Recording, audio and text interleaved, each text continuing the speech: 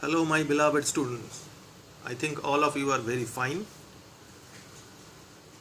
Today we are discussing a very interesting and excellent area of chemical bonding. Actually, আমরা last কিছু lecture ধরে chemical বন্ডিংয়ে discussion করছিলাম। Last লেকচারে আমাদের crystal field theory discussion হয়েছিল। তো সেই রিলেটেড ডিসকাশনে করতে গিয়ে আমি ক্রিস্টাল ফিল্ড থিওরির একটা মেরিটসে বলেছিলাম যে ট্রানজিশন এলিমেন্টের যে কম্পাউন্ডগুলো হয় তারা কালার ডেভেলপ করে। The development of colour in transition metal compound or transition metal complexes নিয়ে একটা ডিসকাশনের ভিডিও আমি করব। তো আজকে সেই ভিডিওটা হবে, that is the colour of transition metal complex. তো colour related information regarding transition element জানতে গেলে আগে কালার কেন ডেভেলপ করে সেটা যদি ভালো করে জেনে নেওয়া যায় তাহলে আমরা এই ডিটেল ডিসকাশনগুলো খুব স্মুথলি এবং খুব ইজিলি বুঝতে পারবো। So first we are discussing why colour is develop in a compound. Okay, first আমরা জানি সেটা হচ্ছে যে একটা আমরা ক্লাস 9-10-এ পড়েছিলাম যে কোনো একটা white light is a combination of 7 colours. what are those color?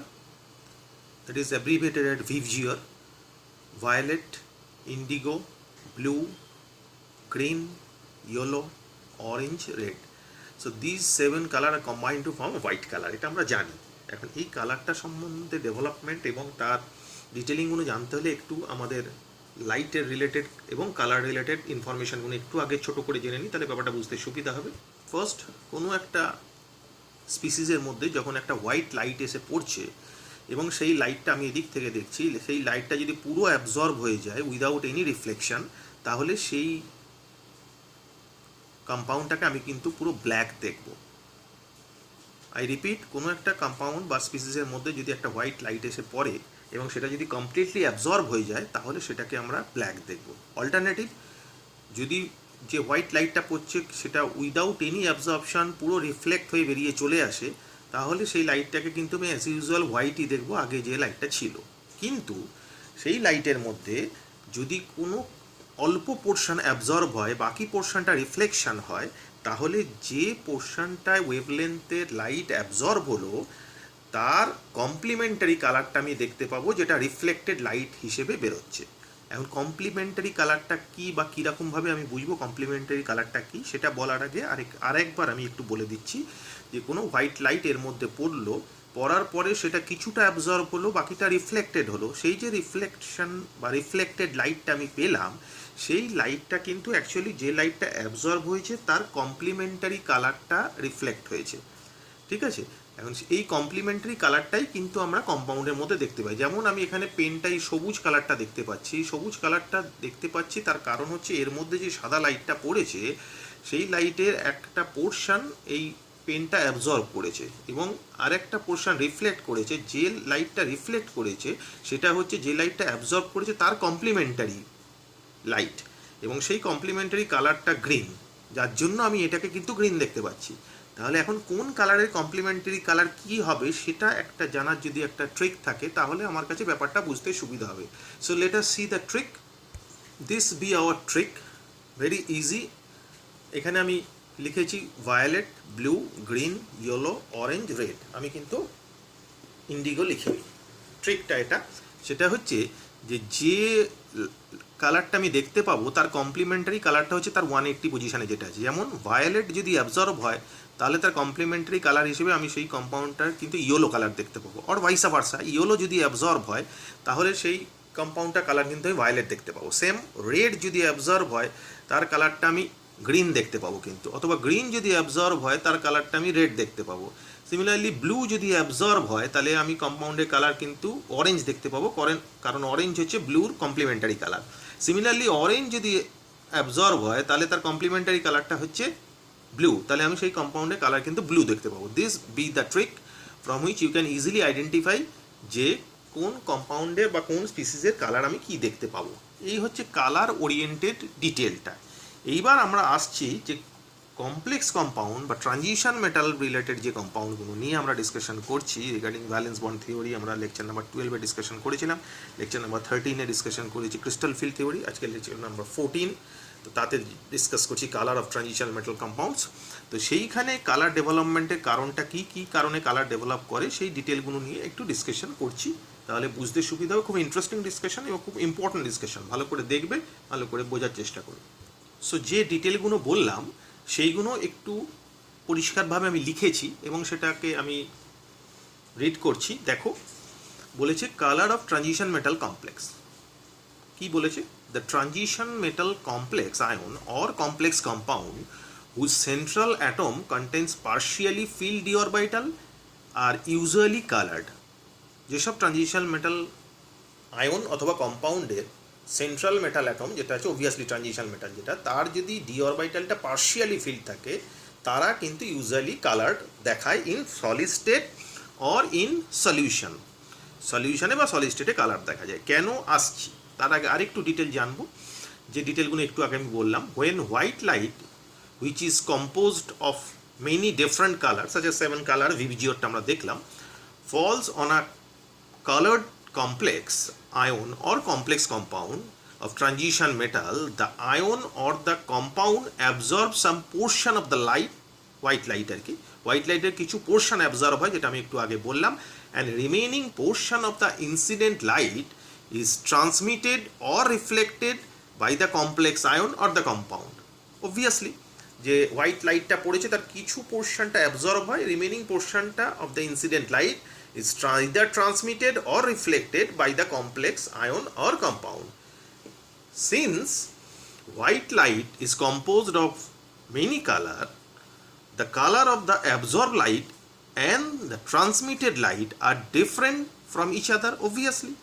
যে লাইটটা অ্যাবজর্ব হয়েছে আর যে লাইটটা ট্রান্সমিটেড হয়েছে তাদের কালারটা অবভিয়াসলি ডিফারেন্ট হবে। The color of the transmitted light is called the complementary color of the absorbed light।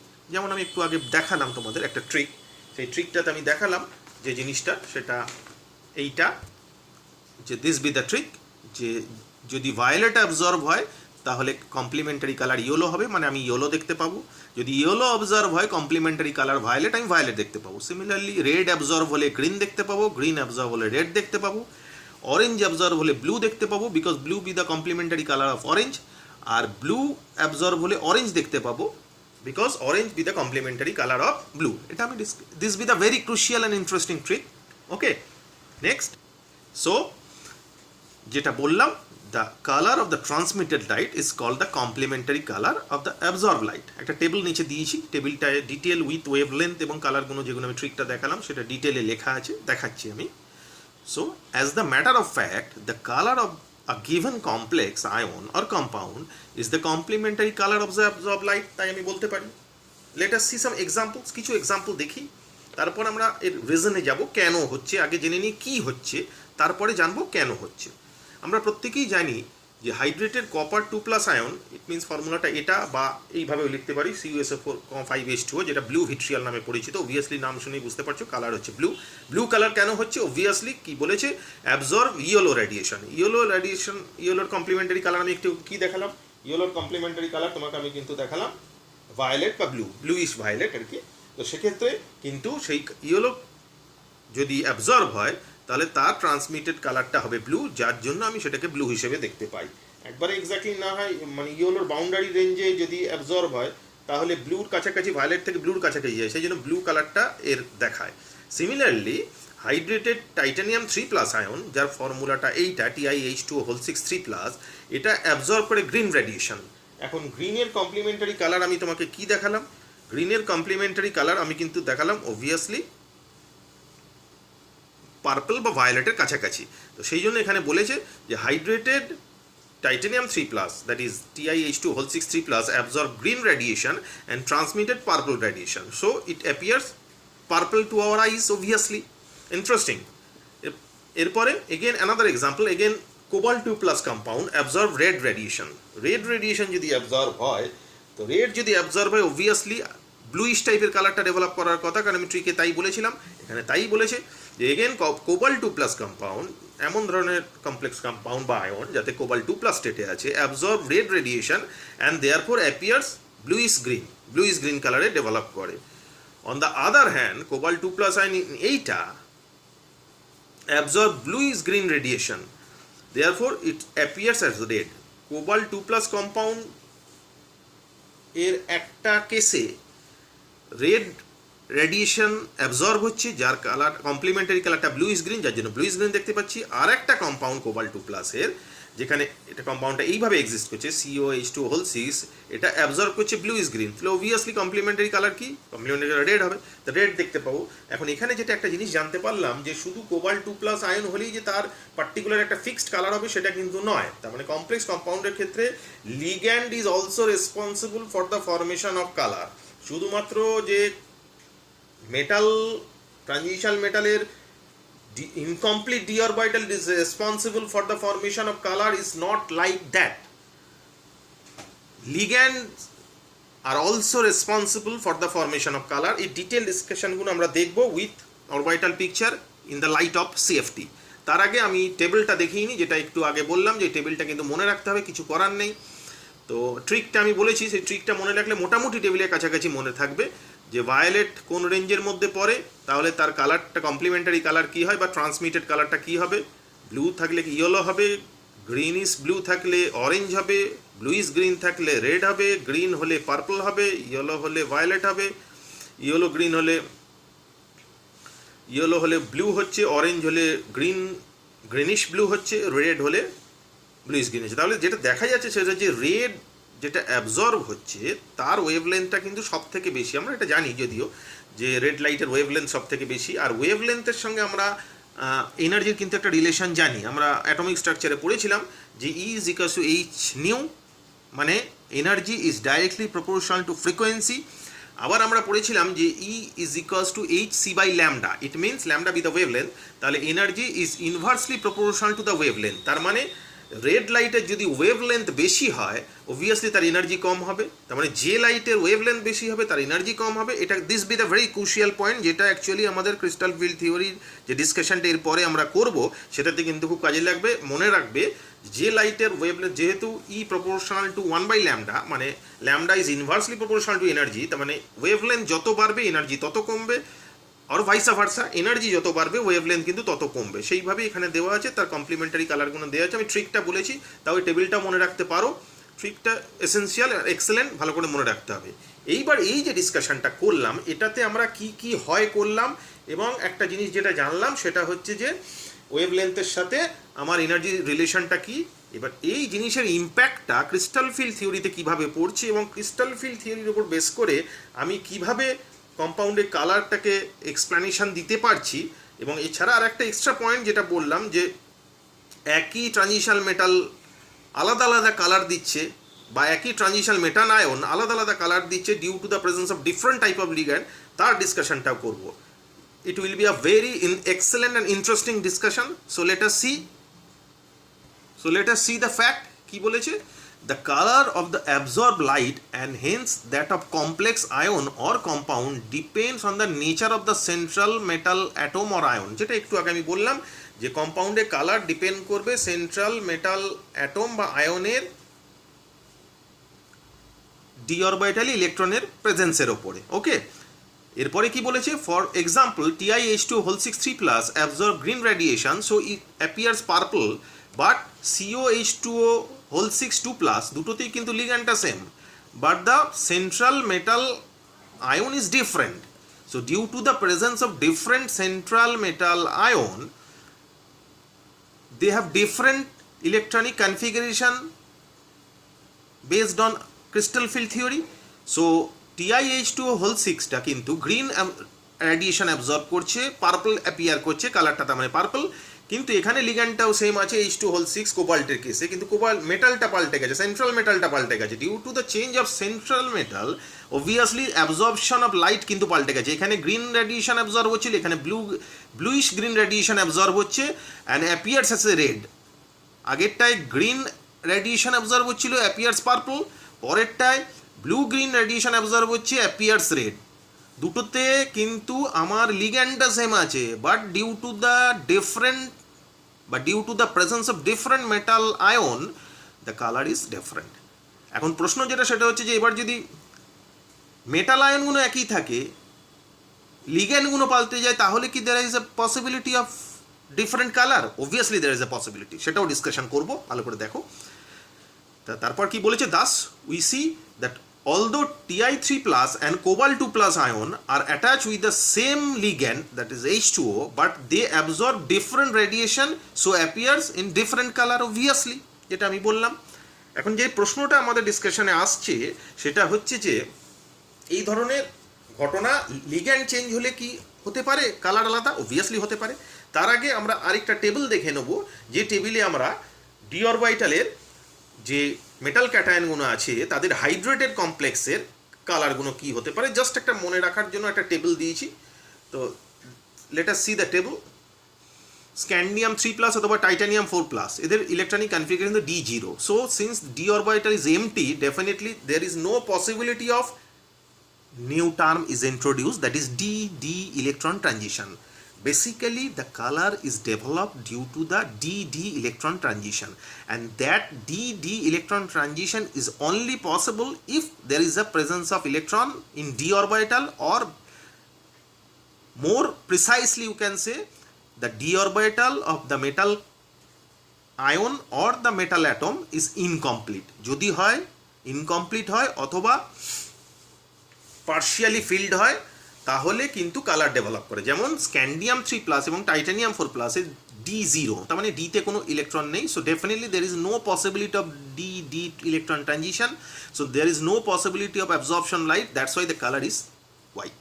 But titanium 3+, here titanium is 4+, it was titanium 4+, now it is titanium 3+, electronic configuration 3d1, so definitely there is a single electron in d orbital, and you can say that d orbital is partially filled. Definitely there is a possible development of color, so the color is purple. Similarly vanadium 3+, D2 configuration, color green. Vanadium 2+ or chromium 3+, D3 configuration, color is violet. Chromium 2+, D4 configuration, color is blue. Manganese 3+, D4 configuration, color is violet. Manganese 2+, D5 configuration, color is pink. Iron 3+, D5 configuration, color is yellow. Although both have D5 configuration, but due to the presence of different metal, they absorb different wavelength of light, and obviously their reflectory color is different. Here is the point, both have D5 configuration, but the color is pink and yellow, the color is different. Iron 2+, D6 configuration, green. Again you have another example, cobalt 3+, D6 configuration, pink, different color. Cobalt 2+, D7 configuration, pink or reddish pink. Nickel 2+, D8 configuration, bluish green. Copper 2+, D9 configuration, blue, যেটা আমরা copper সালফেটে বা blue ভিট্রিয়ালে দেখলাম। But here is another important fact, that is copper +1 or Zn2+, D10 configuration. In that case d orbital is completely filled, so there is no possibility of dd transition, obviously color is white. So it means if you have empty d orbital or fully filled d orbital in case of any metal atom or metal ion, obviously transitional. In that case always we have white color, or we can practically say that there is no development of color in that compound or that complex ion. Okay, so another interesting fact, the color of absorbed light also depend on the nature of the ligands, যেটা আমি একটু আগে বললাম। এর এই যে ligand এবং metal আলাদা হচ্ছে, কেন কালার ডেভেলপ করছে, এটা পিকটোরিয়ালি আমি এই থিওরিটিক্যাল ডিসকাশনের পরে আসছি।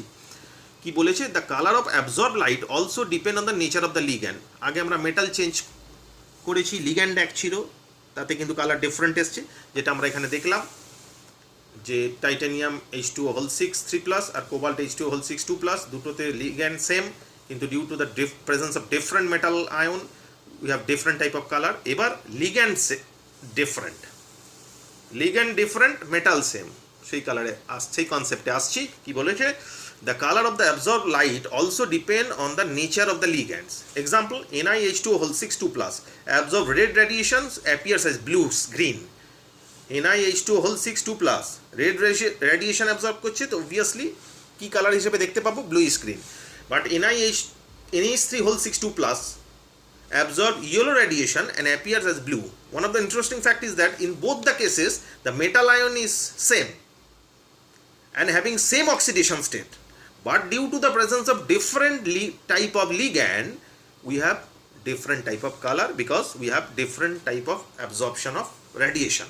Okay, so transition metal ion absorb only that portion of incident light whose wavelength lies in between 4000 angstrom to 8000 angstrom, obviously visible region এর মধ্যে যেতে পারে। ভিজিবল রিজিয়নের মধ্যে যেটা পড়ে সেটাই obviously আমরা খালি চোখে নেকেড আইতে দেখতে পাবো, বাকিগুলো তো আমরা obviously দেখতে পাবো না।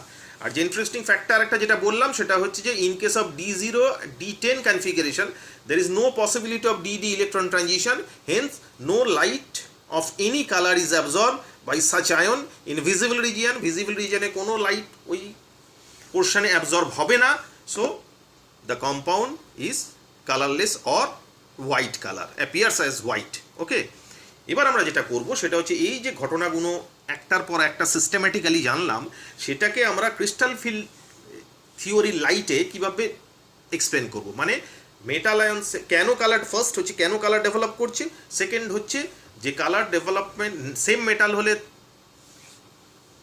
আলাদা লিগ্যান্ড থাকছে তাহলে আলাদা কালার কেন হচ্ছে। এই ডিটেল ডিসকাশনগুলো in the light of crystal field theory আমরা একটা সুন্দর এবং বিউটিফুল পিক্টোরিয়াল ওয়েতে এক্সপ্লেন করব। Let us see the explanation. This be our explanation. আমরা অক্টাহেড্রাল কমপ্লেক্স নিয়ে এক্সপ্লেনেশন করছি। কালার ডেভেলপমেন্টের কারণ বললাম D electron transition. Let us see the explanation. আমি একটা এনার্জি প্রোফাইল ডায়াগ্রাম এঁকেছি অক্টাহেড্রাল কেসে। অবভিয়াসলি এটা T2G, এটা ইজি। কেন কি ব্যাপার আমাদের আগের লেকচার নাম্বার 12-এ টোটাল ডিসকাশন হয়ে গেছে। যারা আমার ক্লাস ক্রিস্টাল ফিল্ডে করনি তারা ওখানে পেয়ে যাবে detail crystal field theory discussion. আমরা একটা এক্সাম্পল নিয়েছি টাইটানিয়াম 3+ D1 ইলেকট্রনিক কনফিগারেশন। এখন এখানে একটা ইলেকট্রন আছে। এইবার যখন এই ইলেকট্রনটা এনার্জি অ্যাবজর্ব করে ইজি স্টেটে যাচ্ছে, এবং ইজি স্টেটে যেতে হলে অবভিয়াসলি এনার্জিকে অ্যাবজর্ব করতে হবে, কারণ একে এনার্জি পেলে তবেই এটা যাবে। সো এটা এনার্জি অ্যাবজর্ব করলে এক্সাইটেড স্টেটে যাবে। এক্সাইটেড স্টেটে যাওয়ার পর যখন সেখান থেকে, যেহেতু এটা এনার্জেটিক্যালি হায়ার, অবভিয়াসলি আনস্টেবল, এখন স্টেবিলিটি পেতে হলে একে আবার ফিরে আসতে হবে। যখন এই ইলেকট্রনটা ওপর থেকে লোয়ার স্টেটে মানে ইজি থেকে T2G-তে ফিরে আসবে, তখন সে যে লাইটের রেডিয়েশন এমিট করবে সেই কালারটাই কিন্তু আমরা দেখতে পাবো। এখন সেই কালারটা বা সেই রেডিয়েশনটা কি হবে, যে লাইটটা এখান থেকে এখানে উঠতে গিয়ে অ্যাবজর্ব করেছিল সেই লাইটের কমপ্লিমেন্টারি কালারটাই কিন্তু রেডিয়েশন হবে, এবং যার ফলে আমরা সেই কালারটাই দেখতে পাবো যেটা অ্যাবজর্ব লাইটের কমপ্লিমেন্টারি কালার। এর কেসে পার্পল কালারটা দেখতে পাবো, কারণ অ্যাবজর্ব কালার ছিল, মানে এ যখন T2G থেকে ইজিতে গিয়েছিল তখন যে ওয়েভলেন্থের লাইট অ্যাবজর্ব করেছিল সেটা ছিল গ্রিন ওয়েভলেন্থের লাইট। এখন গ্রিনের কমপ্লিমেন্টারি কালার হচ্ছে অবভিয়াসলি পার্পল। তাহলে হায়ার এনার্জি স্টেট থেকে ডিউ টু ইনস্টেবিলিটি এ ফিরে আসবে লোয়ার এনার্জি স্টেটে, তখন যে লাইট এই কমপ্লিমেন্টারি লাইটটা আমি দেখতে পাবো পার্পল কালার, যার জন্য টাইটানিয়াম 3+-এর কালারটা কিন্তু পার্পল হয়, এবং the color is basically developed due to DD electron transition. ওকে, এরপর যেটা আমরা বললাম সেটা হচ্ছে যে অবভিয়াসলি এবার মেটাল যদি আলাদা হয় তাহলে আলাদা আলাদা তাদের ডি অরবিটাল ইলেকট্রনের প্রেজেন্স হবে, এবং আলাদা আলাদা ডি অরবিটাল ইলেকট্রনের প্রেজেন্স হলে তাহলে তাদের ইলেকট্রনিক ট্রানজিশনগুলো ডিফারেন্ট হবে। ইলেকট্রনিক ট্রানজিশন ডিফারেন্ট হলে ডিফারেন্ট লাইটের রেডিয়েশন অ্যাবজর্ব হবে, তার কমপ্লিমেন্টারি কালারটা অবভিয়াসলি ডিফারেন্ট হবে, এবং আমি ডিফারেন্ট টাইপের কালার কম্পাউন্ডের মধ্যে দেখতে পাবো। Ligand same, central metal cation যদি আলাদা হয়।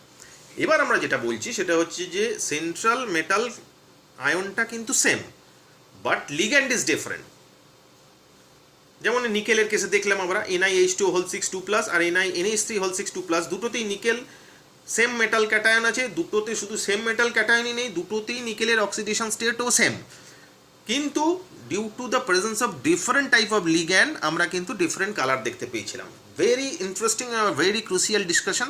এটা থেকে বহু ধরনের প্রশ্ন আসে কম্পিটিটিভ পরীক্ষায়, এবং সেটা ভালো করে দেখবে। বোর্ডের পরীক্ষাতেও টু সাম এক্সটেন্ট ইজিয়ার টাইপের কোয়েশ্চেন আসে। Let us see the discussion.